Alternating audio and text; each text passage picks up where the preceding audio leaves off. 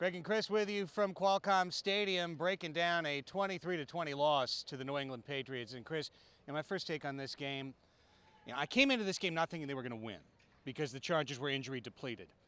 It is sickening that they could have won this game, should have won this game, but in no way did the Chargers deserve to win this football game. Yeah, mistakes and injuries, right? I mean, that's a recipe for a 2-5 season, and that's what you've got right now.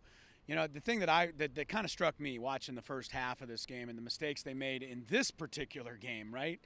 I mean, giving up a kickoff return for a touchdown happens. Give up a punt return shouldn't all happen, but it has.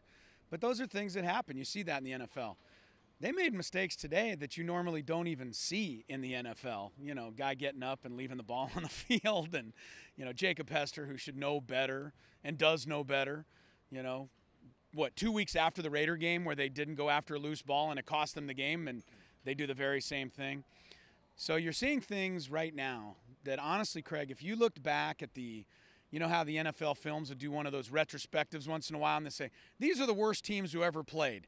And they'll show you the Aints with the bags on their heads. And the Tampa Bay Bucks. And they'll show you the Bucks. And those are the kind of plays they show. Those are what those teams did, and that's what this team does. In the locker room after the game, Chris, and hearing Richard Goodman stand up and say it's on me for leaving the ball on the ground. Jacob Hester said it's on me. The coaches talk every week about playing to the whistle. It's great for the players to show accountability and to say that these are their mistakes, and they are correct. They are their mistakes. But this team's lack of attention to detail manifests itself in different ways each week, but the theme is the same. This team does not have the attention to detail you need to be a winner. Yeah, and you said it all year. I mean, I got to give you props for kind of pointing that out after the Kansas City game and, maybe after the Seattle game also. And it's something both of us, I think, have talked about, is that this isn't the kind of season where, hey, we just need to clean up a few things. We're going to be okay. It's an overall malaise, right, that has affected this team for the entire season.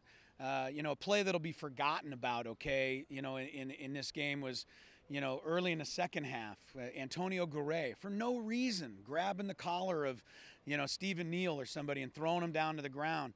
That would have been 3rd and long, instead first down Patriots. The Vasquez, illegal false start before the field goal, that will be talked about a lot.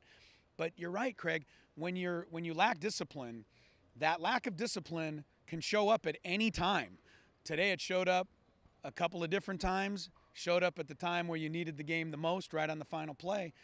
But it's been there all year, and I think that you're right. And that's where when people say, well, what can the coaches do? They're teaching them, they're telling them what to do.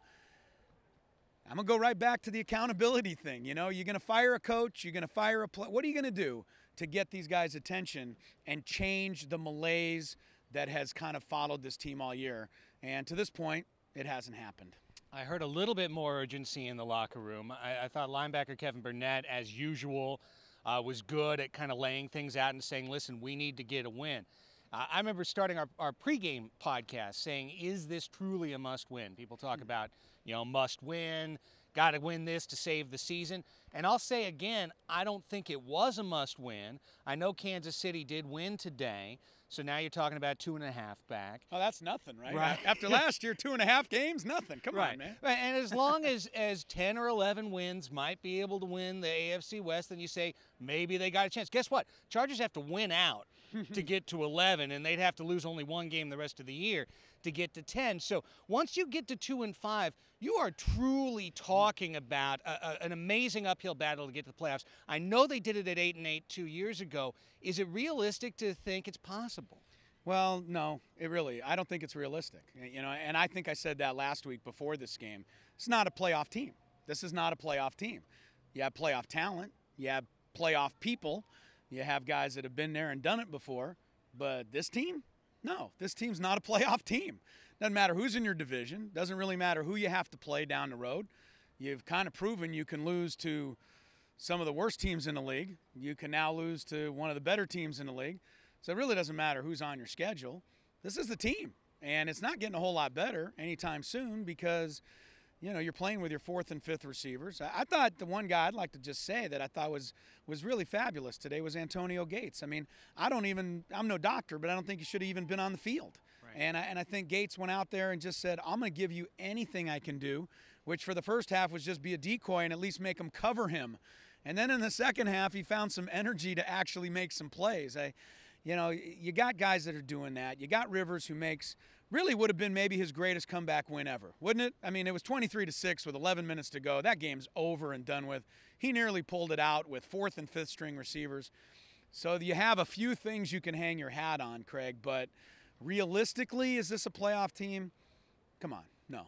Not realistically. Right. You know, it's the old military thing is all gave some gave all. Some of them gave their all, but I don't think everyone gave their all for this Chargers team. And while you can say the defense played well, Gatesy played well, there's a lot of things going wrong and a lot of Chargers that need to be looking in the mirror on Monday morning after another loss.